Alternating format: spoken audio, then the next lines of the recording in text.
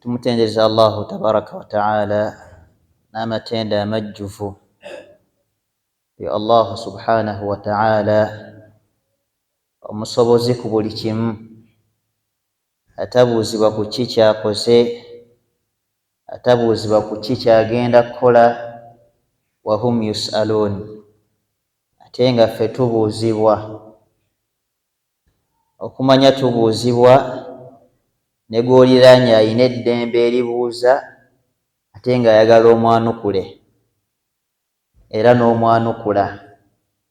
Bwe kiba nga muntu munno asobola okukubuuza n'oyanukula, faallahu subhanahu wa ta'ala min baabi awla, tugamba nti ate ye tuli bakwanukulira ddala. N'ebimu ku bye tugenda okusinga okwanukulako ebibuuzo ebizibu ennyo bye bintu bye tusinga okweteekako ng'okirabira ddala okiyinamu omukono ogw'enjawulo, okiyinamu amaanyi ag'enjawulo. Singa omuntu akunenyeza omwana owuwo essente zo, muli olaba nga akumanyidde nnyo, olaba nga tekisaanidde, era ogamba omwana owange bwammanyiirirako, essente ezange zammanyiirirako. Kati ebintu ebyo tusinga okwessaako ebyaffe ebyo bye tugenda okusinga okwanukula ennyo mu maaso ga Allahu subhanahu wa ta'ala. Idhan tumwebaza Allahu subhanahu wa ta'ala olw'ebyengera bye bingi bye tumanyi k'ebitono ne bye tutamanyi nga bye bisinga obungi. Tumusaba ebyengera n'emirembe ku Mbaka Muhammadin sallallahu alayhi wa sallam eyatugira n'obulungamu buno n'eddiini ey'amazima mu kaseera akaali akazibu ennyo, oba oliawo ng'alina okwesala ku ŋŋanda, emikwano egiganya okutegeera ensonga ye, asobole okutuusako ekigambo kya Allahu subhanahu wa ta'ala. Kye tukakasa ti byonna yabituusa mu mbeera esinga okuba nti ya buvunaanyizibwa. Tutya Allahu subhanahu wa ta'ala, hadha huwa wasiyatuhu lil awwalin wal akhirin. Ekyo nno kye kiramu kya Allahu subhanahu wa ta'ala, hiya wasiyatuhu, kye kiramu kya Allahu subhanahu wa ta'ala eri abaatukulembera naffe abaliwo kati. walaqad wassayna alladhina utul kitaba min qablikum wa iyyakum an ittaqullah. Allah agamba ntwalamira ababasookawo mwe nga temunnajja, nammwe abaliwo kati nsonga emu kutya Allahu subhanahu wa ta'ala. Anaatya Allahu subhanahu wa ta'ala ajja kuba amaze okugobolola ku nsi kuno ne ku nkomerero. Anaawangaala nga obulamu bwe tebuliimu kutya Allahu subhanahu wa ta'ala, tugamba nti khasara dunya wal akhirah, edduniya ejja kuba egaanye yadde ajja kulaba nga agiina, n'enkomerero naye ejja kuba egaanye.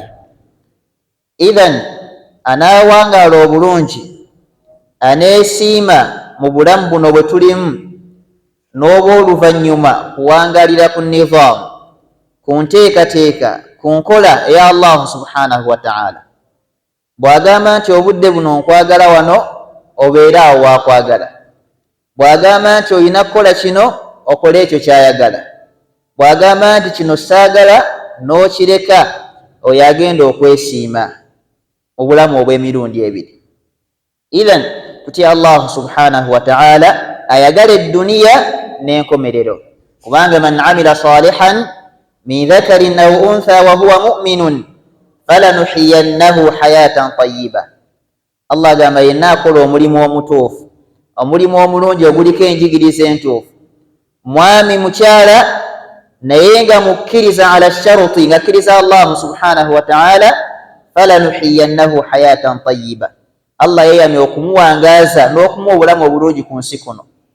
walanajziyannahum ajrahum bi ahsani ma kanu ya'malun, ate ku nkomerero bagenda kusasulwa empeera y'obuvunaanyizibwa oba eryawo esinga n'ebyo bye baakolanga. Idhan naye olwaleero bangi aleka ebya Allahu subhanahu wa ta'ala ng'anoonya kuba bulungi. Kimwanguyira okuleka essala n'asigala mu dduuka lye, kimwanguyira okugaana okuwa zaka sente n'azongera mu bizinesi ye, anoonya kuba bulungi.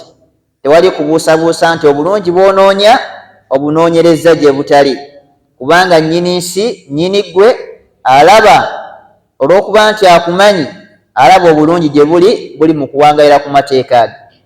tutya Allahu subhanahu wa ta'ala bifi'li al-awamir, nga tukola ebiragiro bya Allahu subhanahu wa ta'ala, wajtinabi nawahi, n'okwewala ebya Allahu subhanahu wa ta'ala byeyaziiza.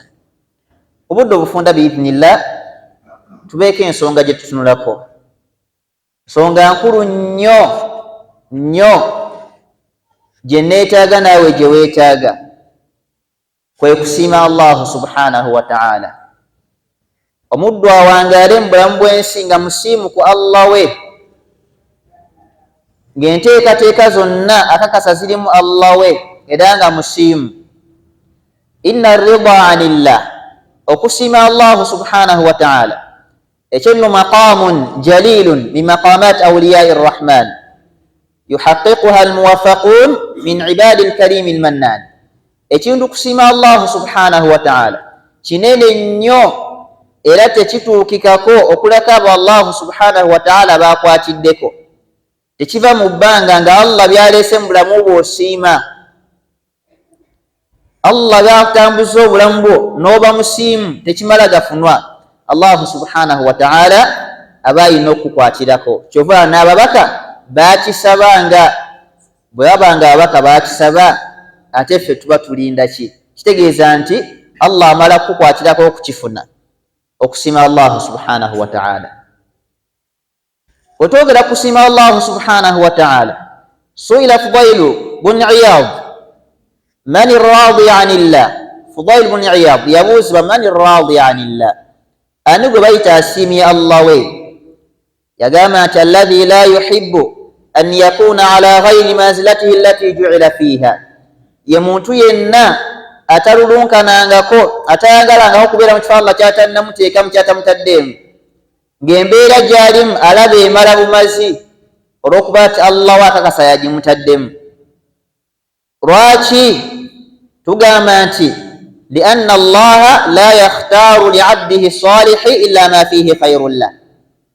Allahu subhanahu wa ta'ala talonderawo muddu we mulongoofu okuleka nga kyamulondeddewo kyekisinga obulungi akola ki? Gyali. Byonna ebijja mu bulamu bwe Allah we yabisazeewo, ate mu nkola ye la yakhtaaru li'abdihi salih, talonderawo muddu we mulongoofu, tamuwa illa ma fihi khayrun lah, okuleka nga kyamuwadde kyamusaliddewo kyekisinga obulungi gyali. Bwe twogera kusiima Allahu subhanahu wa ta'ala tutegeeza ki? Yani rida al-abdi bifi'li ma umira bih, ekisookera ddala muddu kusiima rida al-abdi bifi'li ma umira bih, n'asiima ebyo Allah bye yamulagira n'ateeka mu nkola. Kwe kusiimira ddala okusooka, nomanya nti Allah andagidde kuba musiraamu n'oba musiraamu, Allah andagidde kusaala n'osaala, Allah andagidde kweyisa bulungi ne weeyisa bulungi. Bifi'li ma umira bih, ekisookera ddala muddu kusiima rida al-abdi bifi'li ma umira bih, n'akola ebyo Allahu subhanahu wa ta'ala byamulagira. Bingi mu birago bya Allahu subhanahu wa ta'ala tetuli basiimu ku byo. Kati omuddu asiima Allahu subhanahu wa ta'ala, Allah buli kye yalagira aba musiimu ku kyo, obusobozi bwe bugaana bugaanyi n'aba nga takisobodde naye nga musiimu, era ng'alaba kyetaagisa, era ng'alaba kyali kisaanidde Allah okukiraalika. Idhan ekisookera ddala rida al-abdi bifi'li ma umira bih, muddu kusiima Allahu subhanahu wa ta'ala buli kye yalagira n'akiteeka mu nkola n'akikola. Thaniyan rida al-abdi ye muddu okusiima n'aleka bitaruki ma nuhiya anhu, n'aleka buli kyonna Allahu subhanahu wa ta'ala kyeyaziiza. Ekyo kyakubiri, n'osiima buli kyonna Allah kyeyaziiza n'okivaako, n'okakasa nti kyali kisaanidde Allah kiziiza, kubanga byonna bye yatulagira lwa bulungi bwaffe, bye yatuziiza lwa bulungi bwaffe, tewali kyeyagaana nga kirimu obulungi. Bwe bubaamu butono ate nga shari'a eno ekulembeza amaslaha amangi, ekulembeza awali emigaso emingi. Idhan omuddu alina okusiima ti Allah yaziyiza kino, Allah yagaana obubbi, n'asiima ti Allah we yabuganye n'abuleka newankubadde abusobola, newankubadde bwangu. Allah yagaana akapapula n'akaleka newankubadde kafuna kiralo. Allah yagaana obwenzi n'aleka, byonna n'asiima n'abireka mu mutima ng'asiimye Allah subhanahu wa ta'ala nti yaziyiza. Ekyokusatu mu kusiima Allah wa qabulahu, ye muddu okukkiriza byonna ebimujjidde mu bulamu bwe, min assarra'i waddarra, byassanyu byannaku nakkiriza nti Allah subhanahu wa ta'ala. Bwera byassanyu neyebaza Allah subhanahu wa ta'ala n'abikozesa mu mbeera y'obuvunanyizibwa, oyo aba asiimye Allah kwebyo ebituuse gyali nga byassanyu. Bwera nga tebimusanyusizza, si bw'atyo bwe yabibala, si bw'atyo bwe yabyagala, n'agumiikiriza n'asiima Allah nti bw'atyo Allah bw'ateeseteese. Kubanga tugambye tasobola kukuleetera kintu nga tekiriimu bulungi gy'oli. Bw'olemerera okizannyisa obulungi, okifunamu obulungi oba Allah bw'ataddemu. Inna Allaha la yakhtaaru li abdihi salih, takulonderawo kati byonna ebikutuuseeko mu birungi ne mu bibi. Omuddu asiima Allah we, abikkiriza, omutima ne gubeera mwanjulukufu kwa Allah we, byonna bibaamu obulungi gy'oli. Allah kyagamba nti wa asa an takrahu shay'an wa huwa khayrun lakum, musobolera ddala oba oliawo okutamwa ekintu, Allah n'aziyiza kino n'otamwa, Allah n'alagira kino n'otamwa. Wa asa an takrahu shay'a, osobola okutamwa ekintu wa huwa khayrun lakum, naye nga ate kyekirungi gye muli. Wa asa an tuhibbu shay'a, osobola okwagala ekintu, Allah n'agaana kino gwe nga kyoyagala, Allah n'agamba kino oyagala kiri. Wa asa an tuhibbu shay'a, osobola okwagala kyonna gwe kyolowoozaako nga gweolaba kirungi gy'oli, nga obalabalamu woyitira, naye wa huwa sharrun lakum, Allah ye ng'alaba bubi, Allah ng'alabamu akazito, ng'alabamu ekitali kituufu gy'oli. Wallahu ya'lamu wa antum la ta'lamun, ekituufu Allah subhanahu wa ta'ala okumanya kwe kuli waggulu. Allah amanyi, ffe situmanyi. Kaakati bw'aba amanyi nga tetumanyi, kitegeeza bino byakola tubimulekera abikole mu mbeera gy'amanyi esinga obulungi gye tuli, kubanga tukakasa nti atwagaliza bulungi. Allah atwagala okusinga bwe tweyagala, Allah atulumirirwa okusinga bwe twerumirirwa. Wano waliwo abantu nga beevaako tebakyerumirirwa, nga busiraamu bwe bumulumirirwa, naye nga ye edduniya yagivaako.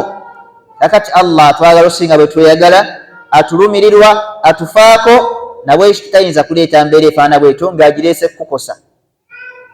Idhan tugambye nti omuddu okusiima Allah subhanahu wa ta'ala, asiima ebiragiro bya Allah n'abiteeka mu nkola, n'asiima Allah byaziyiza n'abireka, n'asiima byonna ebituuse mu bulamu bwe ebyessanyu n'ebyennaku, n'akakasa nivudde eri Allah subhanahu wa ta'ala, kubanga emuteesiteesi asinga okuba nti mulungi. Wal jazaa'u min jinsil amal, kino tukimanye nti empeera omuntu gy'afuna esinzira ku mulimu gw'akoze. Kikye tugamba faman radiya anillah, omuddu anaasiima Allah we, ebyo n'abikola nga bwe tubirabye ebisatu, radiya Allahu anhu, ne Allah agenda kumusiima. Kaakati abagala Allah okubasiima, ate nga kyekigenderera ekikulu, shi'ta am abaita, kiriza obagaana, ffenna tukolera Allah tukola ki? Kutusiima. Ali wano nga si yegooloyo, nga si kyogoba, oli mu kifo kikyamu. Byonna bye tukola Allah kutusiima. Kaakati agala Allah okumusiima, naye alina kusiimaani Allah, kubanga aljazaa'u min jinsil amal, empeera eva mu mulimu gw'okoze. Kama tadiinu tudaanu. Idhan ayagala Allah okumusiima, naye asiime ebiragiro bya Allah ateeke mu nkola, asiime Allah byaziyiza abireke, asiime Allah byaleese mu bulamu bwe ebigezo ebyenjawulo, akkirize nti Allah yaleese, asigale nga mwanjulukufu. oyo Allah agenda musiima. Man radiya anillah, asiima Allah subhanahu wa ta'ala, radiya Allahu anhu, Allah agenda kumusiima. Ate wa ridwanullah, okusiima kwa Allah subhanahu wa ta'ala akbaru min aljannati wa na'imiha. Okusiima kwa Allah, Allah wasiima kusinga ejjana n'ebyengera byayo bigirimu. Allah bwamala okusiima, okusiima kwe kusinga naki? Nejjana. Olwa hadith omubaka Muhammadin alayhi salatu wassalam gye yatuwa n'atugamba nti yaqulu Allahu tabaraka wa ta'ala li ahli aljanna, Allah agenda kugamba abantu abanaaba bamaze okuyingira ejjana, ya ahla aljanna fayaquluna labbaika rabbana wa sa'daik. Agenda kubakowoola abagamba abange mmwe abantu abali mu jjana, abange mmwe bannyini jjana, banukule ababuuze nti hal raditum, abange musiimye. Bajja kuba bamaze okuyingira ejjana, abuuze nti hal raditum, musiimye. Ansosubire eyinza kubeera ki? Naam, automatically wamala okugenda ejjana oyinza tomanyayo kirala kiriyo. Era bagamba nti wama lana la narda, tuyinza tutya obutasiima, waqad a'taytana ma lam tu'ti ahadan min khalqik, ng'otuwadde kyotawadde bitonde byo bisigadde, ebirala byakutte sayidi eri. Tulina ebifo ebiri ku kiyama, bw'otakwate n'okwatawa eri. Idhan bw'ababuuza nti musiimye, bagenda kuddamu tetuyinza butasiima. Tuyinza tutya obutasiima ye ng'otuwadde ekyotawadde bitonde bikoze eki? Bisigadde. Allah bagambe nti ana u'tikum afdala min dhalik, afdalu min dhalik, ze nombawa ekisinga ekyo kye mulimu. Fayaquluna ya rabb, bagenda kwewuunya bagamba wa nge mulezi waffe, wa ayyu shay'in afdalu min dhalik, kiki ekiyinza okusinga ejjana eno gye tulimu, ate oyagala tutwalawa? Fayaqulu uhillu alaykum ridwani, kakati nno mbasizzaako okusiima kwange, mbawadde okusiima kwange nsiimye. Fala askhatu alaykum ba'dahu abada, tekyali kuddamu kufuna busungu bwonna kuva gikola ki? Gyendi. Nekiba nti okusiima kwa Allah subhanahu wa ta'ala bwasiima kisinga ejjana n'ebikola ki? N'ebigirimu. Kati ayagala okusiima kwa Allah, naawe olina kusiimaani Allah, kubanga aljazaa'u min jinsi al-amal. Ma'ashara al-muslimin, inna man yanzur fi siyari al-anbiya'i war-rusul, omuntu bw'atunula mu byafaayo by'ababaka ba Allah subhanahu wa ta'ala ne bannabbi be, yajidu anna madaara hayatihim kulliha fi talabi marudati ar-rabb, yeesanga nga obulamu bw'abannabbi bonna babumala mu kunoonya kusiima kwa Allah subhanahu wa ta'ala. Bw'otunula mu bannabbi bonna ebyafaayo byabwe, emirembe gyabwe, enneeyisa yaabwe, enkola yaabwe ey'emirimu, weekanga nga obulamu bwabwe babumala mu kusiimisaani Allah subhanahu wa ta'ala, nga banoonya Allah wekola ki? Kusiima. Fahadha kalimullahi Musa alayhi salam, wetulaba Musa alayhi salam amala okukola omulimu gwa Allah subhanahu wa ta'ala, akowodde abantu bakkiriza, yadduka mangu nadda eri Allah subhanahu wa ta'ala. Era yamugamba nti wa ajiltu ilayka rabbi litarda, Allah mulaba nga yanguyiriza nnyo okukomawo gyali. Nga nti Musa kiki? Nagamba nti wa ajiltu ilayka rabbi litarda, aye Allah kasipiidi kano koolaba ntaddemu okudda amangu gy'oli nga nakamala omulimu. Allah nzise kusiima, osiime omulimu gwenkoze eki? Gwenkoze. Wa ajiltu ilayka rabbi litarda, yajangwa mangu nnyo agenda afuna okusiima kwa Allah subhanahu wa ta'ala.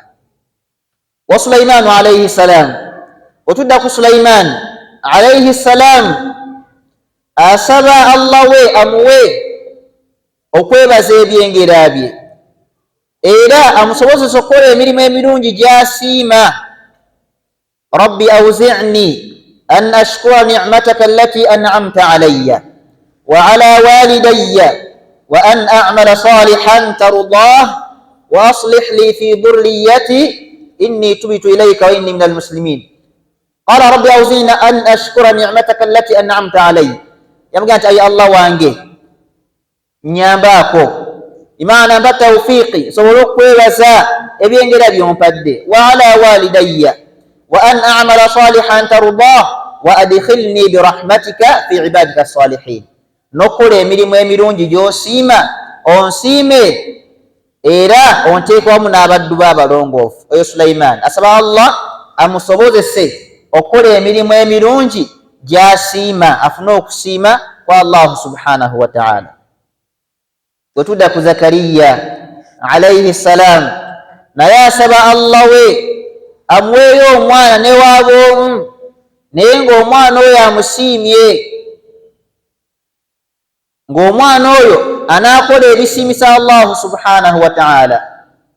wa inni khiftu almawaliya min wara'i wa kanat imra'ati 'aqira fahabni min ladunka waliya yarithuni wa yarithu min ali yaqub waj'alhu rabbi radiya.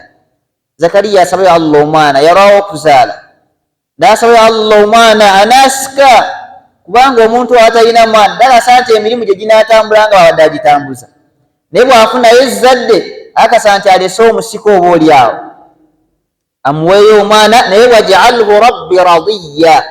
aye Allah omwana oyo gwe nkusaba gwe njagala ompe omufuule ng'onaasiima byakola, nga n'ebitonde binaasiima byakola. idhan oyo Zakariya.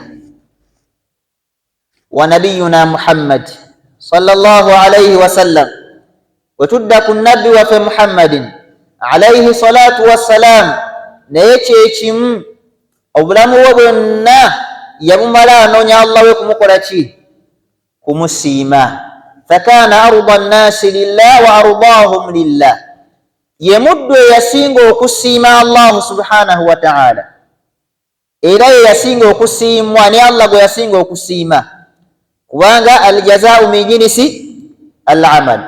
omubaka ye yasinga okusiima Allah ne Allah gwe yasinga okukola ki? Okusiima. idhan byonna obulamu bwonna obw'omubaka Muhammadin alayhi salatu wassalam yabumala anoonya Allah we kumukola ki? Kumusiima. era yasabanga Allah subhanahu wa ta'ala amuwe okumusiima ma'a kamali rida, ate nga alina okusiima Allah okujjuvu, naye tiyalekangayo okusaba Allah we kumusiima. idhan bwe kibanga omubaka bw'atyo bwe yali ne basahaba be bonna bwe batyo bwe baali nga banoonya Allah waabwe kubasiima, naye tugambye nti agala Allah okumusiima naye alina kumala kusiimaani Allah subhanahu wa ta'ala ng'ayita mu bintu bisatu: kusiima biragiro bya Allah subhanahu wa ta'ala n'obiteeka mu nkola, kusiima Allah byaziiza n'obyewala, n'ebyo ebituuse mu bulamu bwe ebigezo bya Allah subhanahu wa ta'ala, n'okkiriza nti Allah subhanahu wa ta'ala yabireese n'oba musiimu n'ogumiikiriza. idhan omubaka Muhammadin alayhi salatu wassalam yalinga asaba entakira enkya n'eggulo Allah amuwe okumusiima. kyova olaba mu kusiima Allah subhanahu wa ta'ala kuliko empeera ennene. omuntu yenna man radiya billahi rabba, omuntu asiima Allah we, wa bil islami diinan wa bi Muhammadi nabiyya, n'asiima obusiraamu okuba nti yeddiini, n'asiima omubaka Muhammadin alayhi salatu wassalam okuba nti ye nabbi we, n'akola ekyetaagisa ekiraga nti asiimye Allah subhanahu wa ta'ala agenda kumwejja naye. era omuntu asiima Allah subhanahu wa ta'ala yagenda okufuna ku bwomerevu bw'okusinza Allah ku duniya kuno. omubaka kyagamba nti dhaaqa ta'ma al-iman, akombye ku bwomerevu oba ku kiwoomereze ky'obukkiriza aliwa man radiya billahi rabba, yenna asimya Allah okuba nti ye mulesi we, imaana n'akola ebiraga nti musiimu eri Allah we. wa bil islami diina wa bi Muhammadi nabiyya, oyo dhaaqa ta'ma al-iman, amaze okufuna ku kiwoomereze, akombye kubukkiriza empooma yaabwo, ate abe musiimu ku Allah we agenda saala eswala ng'asaala kwejjako, ng'asaala emukaluubirira, ng'asaala kuwona muliro, naye anaasima Allahu subhanahu wa ta'ala ajja kusaala eswala ng'emutebenkeza, ajja kusaala eswala ng'anoonya Allah musiima, ajja kusaala eswala ng'anoonya jane Allahu subhanahu wa ta'ala. Idhan dhaaqa ta'ma al-iman, akombye ku kiwoomereze ky'obukkiriza, anaasima Allahu subhanahu wa ta'ala. Oyo yali omubaka Muhammad alayhi salatu wassalam, ye yasinga okusiima Allah, ne Allah gwe yasinga okusiima, ne basahaba bonna bwe batyo bwe baali bakolanga kusiima Allahu subhanahu wa ta'ala.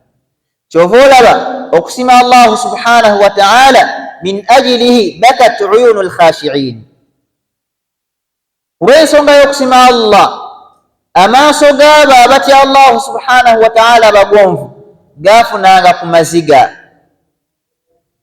Wawajilat qulubu salihin, emitima gy'abalongoofu ne gitya kunoonya kusima kwa Allahu subhanahu wa ta'ala. Fabaa'u anfusahum, ne batunda emyoyo gyabwe nga banoonya Allah wawe kubakola ki? Kubasiima. Oba ali basahaba, baa'u anfusahum, beetunda ne batunda emyoyo gyabwe nga banoonya Allah wawe kubakola ki? Kubasiima. Allah kyagamba nti wa minan naasi man yashri nafsahu bitighaa mardati llah wallahu raufun bil ibad. Ne mu bantu, ayakira kwa Ali radiyallahu anhu, ne mu bantu mulimu man yashri nafsa, asobola okutunda omwoyo gwe ne bitighaa mardati llah, ganoonya kusiimisaani Allah subhanahu wa ta'ala. Kyova olaba fakana rukuuhum wa sujuduhum li ajli llah, okutama kwabwe okuvunnama kwabwe banoonyanga Allah subhanahu wa ta'ala kubasiima, banoonyanga Allah waabwe kubasiima, basaala naye nga banoonya kubasiima. Wa walaa'uhum wa baraa'uhum in ajli llah, okwagala kwabwe n'okukyawa kwabwe Allah subhanahu wa ta'ala, ng'ayagala kurwa Allah, akyawa kurwani? Kurwa Allah. Allah agamba nti Muhammadun rasulullah walladhina ma'ahu ashidda'u 'ala al-kuffari ruhama'u bainahum. Muhammad mubaka wa Allah naabo abali naye ashidda'u 'ala al-kuffar, bazibu nnyo kubawakanya Allah subhanahu wa ta'ala, naye ate ruhama'u bainahum, wakati waabwe nga bwe bakkiriza Allah subhanahu wa ta'ala bakisa nnyo, basaasirigana. Taraahum rukka'a, obalaba nga bakutama, sujjada nga bavunnama, naye ng'ekibakozesa ekyo yabtaghuuna fadla min Allahi wa ridwana, nga banoonya birungi kuva eri Allah subhanahu wa ta'ala, na Allah waabwe kubakola ki? Kubasiima. Kyekibakutamya nga basaala, kyekibavunnamya, ensonga Allah agituwadde, yabtaghuuna fadlan min Allahi wa ridwana, banoonya birungi byengera bya Allah subhanahu wa ta'ala na kusiima kwa Allah subhanahu wa ta'ala. Idhan abannabbi bonna ensonga yaabwe yali kunoonya Allah waabwe kubasiima. Abaabagoberera bonna naye ensonga y'emu bagigoberera nga banoonya Allah kubasiima, era ne basiima Allah subhanahu wa ta'ala, Allah naye n'abakola ki? Kyova olaba tugamba radiyallahu anhum wa radu, Allah yakitugamba radiyallahu anhum wa radu anhu, Allah yabasiima nabo bakola ki? Bamusiima. Faljazaa'u min jinsil amal. Tugambye nti fonna golo yaffe ekigendererwa Allah kutusiima, naye Allah gw'anaasiima naye alina kumala kukola ki? Kusiima Allah subhanahu wa ta'ala. Idhan omuddu yenna ayagala okusiimibwa, ayagala Allah we amusiime, ayina okukwata amakubo, labudda min turuqin subhanahu wa ta'ala wal iman bihi, kwawula Allah subhanahu wa ta'ala na kumukkiriza. Omubaka Muhammadin alayhi salatu wassalam yatugamba inna Allaha yarda lakum thalatha, Allah asiima kummwe ebintu bisatu, abaagaza ebintu bisatu abisiima, ababikoze Allah musiimu ku ye. Ate wayakrahu lakum thalatha, nga bw'ayagala ebisatu alina n'ebisatu byatamwa nga tayagala kubiwuliza. N'agamba nti fayarda lakum, Allah asiima mmwe ekisookera ddala an ta'buduuhu, kumusinza mu bwomu bwe, wala tushriku bihi shay'a, obutamugattako kintu kyonna. Ekyo bw'okikola ogenda funa okusiimibwa Allah subhanahu wa ta'ala. An ta'buduuhu, kumusinza mu bwomu bwe. Allah akyagala nnyo era asiima akikoze eki akikoze. Walidha kana awwalu amrin fi kitabillah, ekiragiro ekisookera ddala mu kitabo kya Allah subhanahu wa ta'ala kulagira abantu kusinza Allah subhanahu wa ta'ala. Ya ayuha nnaasu ubudu rabbakum alladhi khalaqakum walladhina min qablikum la'allakum tattaqun. Kyekiragiro ekisooka mu Qur'an kutulagira kusinza Allah subhanahu wa ta'ala mu bwomu bwe. Idhan fayarda lakum an ta'buduuhu, kumusinza ekyakyagala nnyo era asiima akikoze. Wala tushriku bihi shay'a, ekyokubiri butamugattako kintu kyonna. Kyova olaba awwalu nahyin fi kitabillah, ekiziyiza ekyasookera ddala mu kitabo kya Allah subhanahu wa ta'ala era Allah yali agaana kumugattako. N'agamba nti fala taj'alu lillahi andada wa antum ta'lamun. Kakati nno balagidde okunsinza naye fala taj'alu lillahi andada, Allah temuteerawo bakiyambi, temuteerawo bakatonda abalala. Wa antum ta'lamun, nga nammwe mmanyidde ddala nti alina kusinzibwa omu, nga nammwe mmanyi litakyagala, nga nammwe mmanyi nti kibi, nga mmanyi nti kibasuula mu katyabaga. Wa antum ta'lamun. Idhan ayagala Allah okumusiima, ekisooka kyolina okukola an ta'buduuhu wala tushriku bihi shay'a, sinza Allah subhanahu wa ta'ala. Ekyokubiri tomugattako kintu kyonna. Ekyokusatu Allah byayagala era byasiima, wa an ta'tasimu bihablillahi jami'a, okwekaata ku ddiini ya Allah subhanahu wa ta'ala, okwekaata ku Qur'ani. Wala tafarraqu, obutaawukana. Ekyo bw'okikola Allah agenda kusiima. Wa'tasimu bihablillahi jami'an wala tafarraqu, eteeka lya Allah subhanahu wa ta'ala. Idhan ebyo ebintu bisatu anaabikola Allah agenda kumusiima. Ate wayakrahu lakum, binaabitama gye muli ekisooka qiila wa qaal, nawulidde yagambibwa ati naye saabiwulidde bulungi naye nawulidde. Ebyo Allah tabyagala, tayagala ŋŋambo okizza eno n'okitwala eno, n'okizza eno n'okitwala eno. Ola kasita bituufu, gwani yagamba nti buli kituufu bakyogera? Naam, si buli kituufu ndi kikola ki kyogerwa, waliwo ebituufu nga tolina bikola ki kubyogera. Idhan qiila wa qaal, ebintu by'eŋŋambo ebyo, nojja eno nozza eno, nojja eno nozza eno, noyonoona eno noyonoona eno, ekyo Allah akitamwa. Ekyokubiri wakathrata su'al, okuyitiriza ennyo okubuuza ebitalina mulamwa. Ekyo nakyo Allah tayagala. Buuza ekintu nga kirina omulamwa, buuza ekintu ng'olina enniya ennungi, buuza ekintu ng'olina ekigendererwa ekirungi. N'ekyokusatu wa idaa'ata almaali, okwonoona essente. Essente eyo olabanga eriyo naye eriko emisoso mingi. Sente olabanga eriyo naye Allah agifuga. Kyovula bw'agikugjamu n'akuzza gyali ye yagyegabira, kati Allah agifuga essente eyo. Idaa'ata almaal, tokkirizibwa kwonoona ki mu kwonoona essente. Tuyingizaamu yenna agitaddemu Allah kyatayagala newankubadde gweolaba kyamakulu okuba kwonoona. Mu kwonoona essente muyingiramu okugiwa atalina kyakugikozesa, nga tamanyi valu ya ssente, oyo tebamuwa ki, temamuwa ssente. Wala tu'tu sufahaa amwalakum, Allah atugaana okuwa abantu abali awo bwe batyo emaali yammwe, ng'asobola okwalako omutwalo n'akayuza ng'aseka, oyo tebamuwa ssente. asobola okwaliza omwadde n'agulamu akaveera ka walagi tebamuwaki sente. Bwagamba enjala bw'oba toli ku budde mugulire ekyokulya kikole ki kimuwe, mugulire ekisaati kimuwe, so si kumuwaki sente. Wala tu'tu sufaha amwalakum. Kakati ekyo sala Allah kyatayagala era nga kitamwa idaa'at al-mal, kwonoona maali. Idhan ayagala Allah subhanahu wa ta'ala okumusiima ebyo bisatu by'oba okulembeza.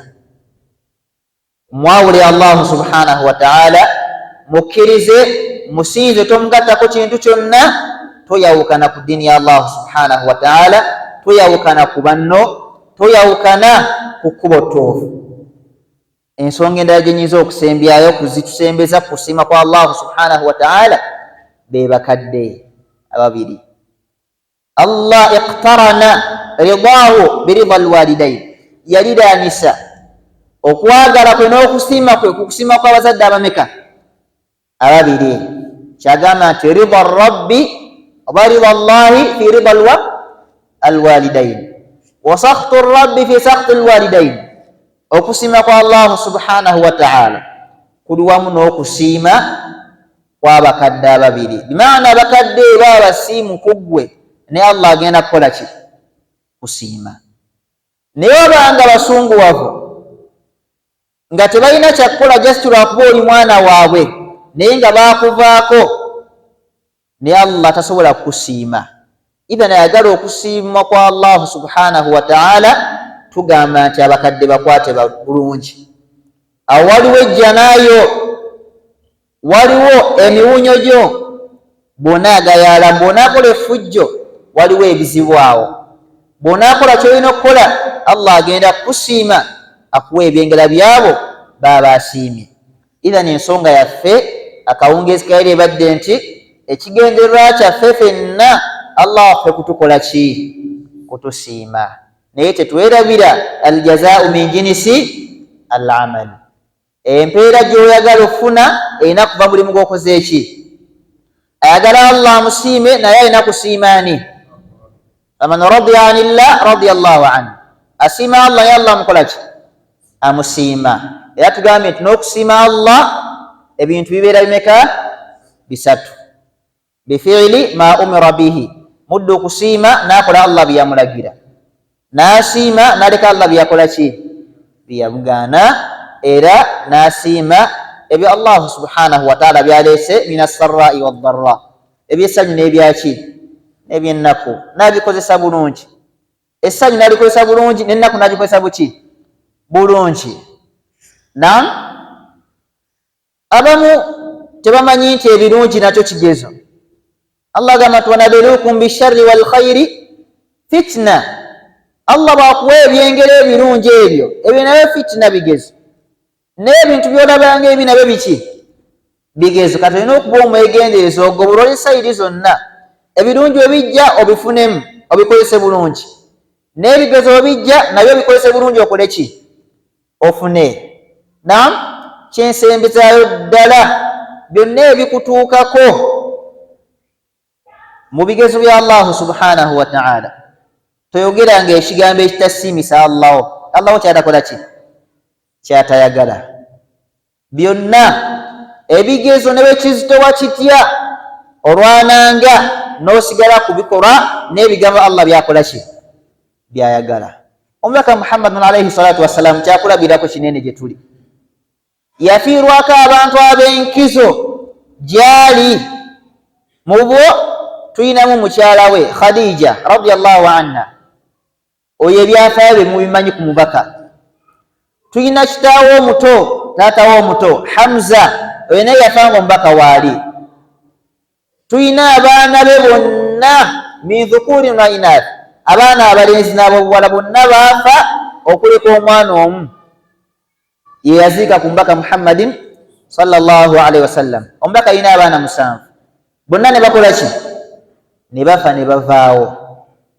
Naam, naye byonna okutuukawo awo bonna baali bakukido nnyo ng'abaagala nnyo, naye teyayogerako kigambo Allah kyatakola ki ma qaala illa ma yurdi rabba, teyayogerako kigambo okuleka nga kisiimisa Allah we.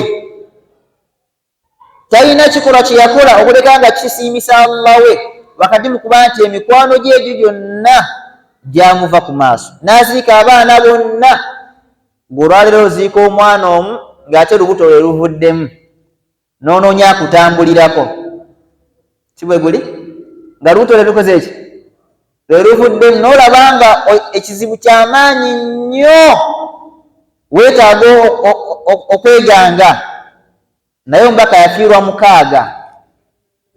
Naam, naye teyakola ku kikolwa yadde ekigambo nga Allah takikola ki takisiima.